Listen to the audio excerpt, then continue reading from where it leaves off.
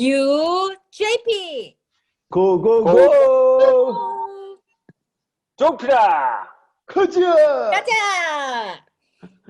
예, 잘 맘먹고 있습니다. 자, 김종필 TV 시청자 여러분 반갑습니다. 김종필입니다.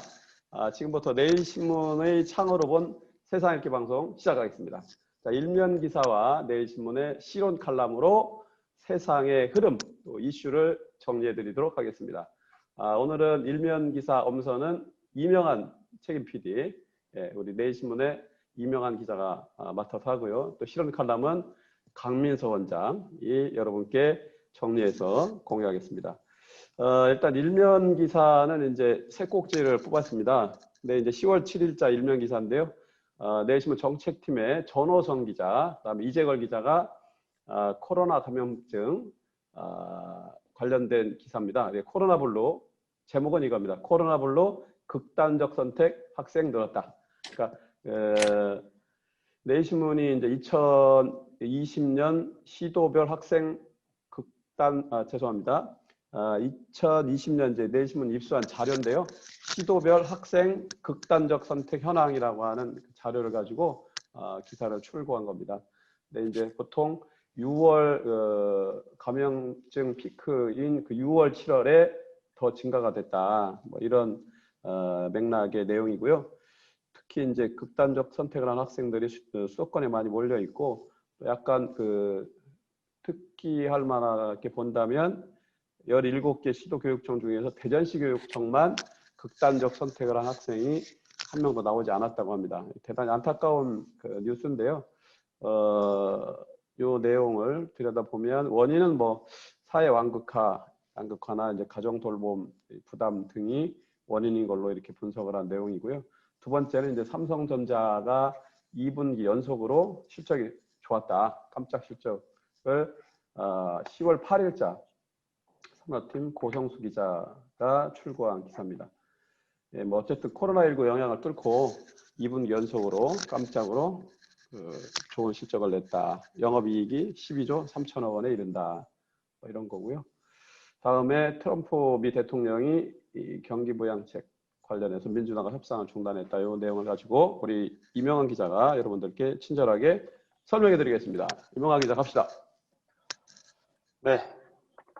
코로나와 관련된 뉴스를 그만 전해드리고 싶고 그런 날이 빨리 오기를 기대를 하고 있는데요. 일단 우리 김종필 TV 김종필 팀장님께서 설명을 해주신 대로 우리 내일신문이 2020년 전국 시도별 학생 극단적 선택 현황이라는 자료를 입수를 해서 그거를 이제 분석해서 내놓은 기사가 10월 7일자 일면에 실렸습니다. 그래서 정책팀 전호성 기자와 우리 정치팀의 이재걸 기자가 같이 협업을 통해서 만들어낸 기사인데요.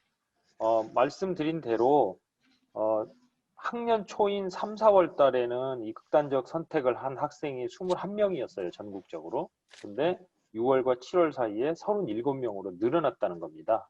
그리고 서울, 경기, 인천 이쪽에 이제 집중적으로 집중돼 있었고 부산, 대구가 각 10명씩 이렇게 이제 극단적 선택을 했다라는 통계가 이렇게 나와 있는데 우선은 우리가 그동안 코로나19로 인한 영향, 이게 이제 경제적 영향, 사회적 영향 여러 가지로 부정적 영향을 끼쳤을 건데 이 경제적 영향이라든가 사회적 영향에 있어서 주로 우리가 관심을 뒀던 거는 자영업자라든가 소상공인이라든가 이런 분들에 대해서 관심을 많이 뒀었어요. 정부 정책도 마찬가지였고 그랬는데 이게 그 영세 상인, 자영업자, 직장을 잃은 부모, 그러니까 사회적 양극화가 더 심해질 수 있는 개연성이 높아져 가는데 그 가정에서 살고 있는 아이들 또한 위험에 내몰린다라는 게 통계적으로 드러났다는 것이죠. 그래서 국민건강보험공단이 제시한 건강보험 정신질환, 이 코드가 F 코드라고 하는데 여기에 6월달 기준으로 보면 정신질환 진료를 받는 10대가 88,489명, 20대가 21만 400명 정도 됐거든요. 근데 이게 작년에 6월 말 같은 기간에 비해서 19%, 40.3% 각각 증가한 수치라는 겁니다. 그러니까 경제적으로 어려워지고 이걸로 인해서 어려워지는 국민들이 늘어난다고 보면 덩달아서 10대, 20대 이쪽에 이제 정신질환이라든가 이 치료를 받아야 되는 사람들이 좀 더 늘어나고 있다. 이렇게 이제 추정하는 게 가능하고 또 다른 한편으로는 우리 학생들이 이 기간 동안에 등교를 하지 않은 기간이었다라는 걸 또 주목해서 봐야 된다는 거예요. 그래서 이제 이게 학교에서 학생 관리라든가 뭐 이런 측면들이 이루어졌었더라면 이 수치는 조금 더 낮아지지 않았을까 이렇게 보는 건데, 결국은 가정 돌봄이 가정의 몫으로 돌아갔고, 이게 정상적으로 돌봄이 진행될 수 있는 조건을 갖고 있는 가정이라고 한다면 그나마 나을 텐데, 앞서 말씀드렸던 것처럼 경제적 어려움에 처하는 계층의 가정일수록 이 돌봄의 기능이 약화될 수밖에 없는 구조다. 예. 그러면 이거를 어디선가 해줘야 되는데 그 역할을 결국은 교육 영역에서 해줄 수밖에 없다. 그러면서 대전 지역에서 이번에 그 학생 극단적 선택 현황에 나타난 걸 보면 대전 쪽에서는 없었거든요. 근데 공교롭게도 이 대전교육청이 지난해부터 그 코로나19 대응 심리방역과 프로그램, 이 프로그램을 가동을 하고 있었다라는 거예요. 그러니까 물론 이것 때문에 발생하지 않았다 이렇게 단정적으로 말하기는 어렵습니다만, 이런 활동들이 이런 수치를 낮추는데 일정한 기여를 하지 않았느냐, 이런 추정이 가능하다는 거고, 그러면 앞으로 우리 전국에 있는 교육청이라든가 이런 곳에서도 같이 이런 고민들을 해줘야 된다, 이런 거를 제기하고 있는 기사입니다. 예. 다음 꼭지로 넘어갑니다.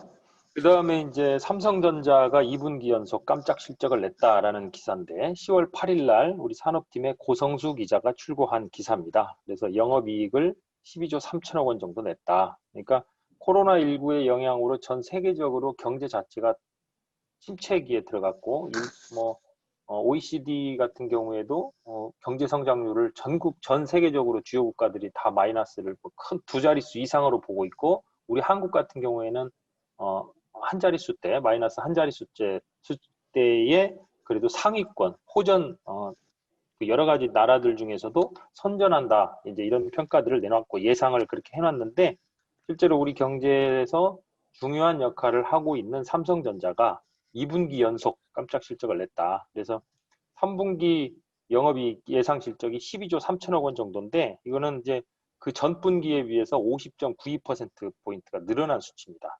그리고 지난해 같은 기간에 비해서보다도 58.1% 정도가 늘어났다라는 건데, 다행입니다. 그럼 뭐해서 이렇게 도대체 삼성전자는 이익을 냈느냐?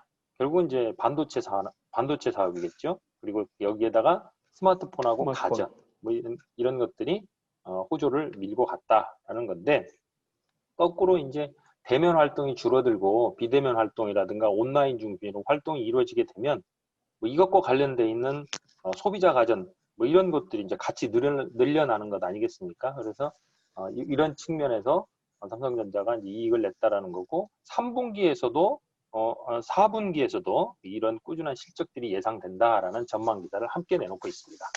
예, 자 이제 세 번째 꼭지로 넘어가겠습니다.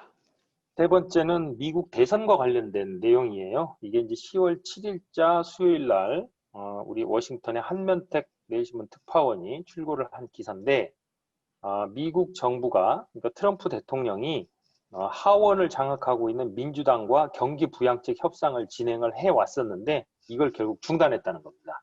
그러니까 상식적으로 보면 국민들이 어렵고 경제가 어려우니까 경기 부양책을 꾸준히 진행을 해야 하는 것이 맞는 건데 이 협상을 중단시키라는 거였죠. 그러니까 그러다 보니까 결국은 이게 뉴욕 증시에도 영향을 미쳐가지고 전체적으로 하락한 걸로 갔거든요. 그러고 나서 이제 트럼프 대통령이 한 얘기가 의미심장해요. 협상팀에게 경기부양책 협상을 대선 이후까지 중단하라고 지시했다. 그리고 내가 승리하고 나면 미국인과 소상공인의 초점을 맞춘 대규모 경기부양안을 통과시키겠다. 그리고 그 다음에 나온 얘기가 공화당 상원 원내대표에게 연방 대법관 지명자 에이미 코닛 베럿 지명자에 여기에 초점을 맞춰달라고 요구했다. 그러니까 이게 이제 보면 지금 미국 대선이 이미 시작이 됐고 11월 3일 날 이제 선거인단을 뽑는 투표가 진행이 되지 않습니까? 그렇죠. 근데 지금 예상으로 보면 트럼프 현 정부가 좀 어려울 것 같다라는 게 이제 현재 여론조사라든가 이런 수치에서는 그렇게 나타나고 있다고 해요. 그런데 트럼프가 그냥 이렇게 물러설 거냐?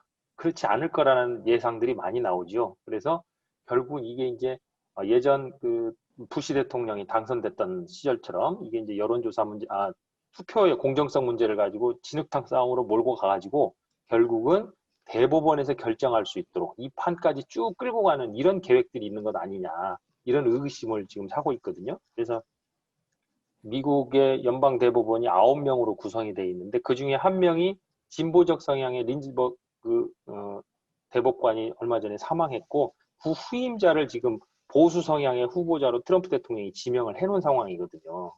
그러니까 이 미국의 연방 대법원에서 결정을 하게 되면 미국 헌법에 따르면 다른 어떤 재판이나 이런 걸로 이거 수정이 불가능하게 돼 있어요. 그러니까 대통령을 긴급 마지막에 최악의 경우에 대법원에서 결정을 하는 이런 상황이 된다라고 한다면 트럼프가 뭐 그런 상황으로 몰고 가려고 하는 의도가 있는 것 아니냐 이런 평가까지 보이는 건데 그래서 이 민주당과의 경기부양책 협상을 중단시킨 것도 이런 상당히 긴 플랜에서 나온 그런 선택일 수 있다 이런 분석까지 같이 내놓고 있는 겁니다.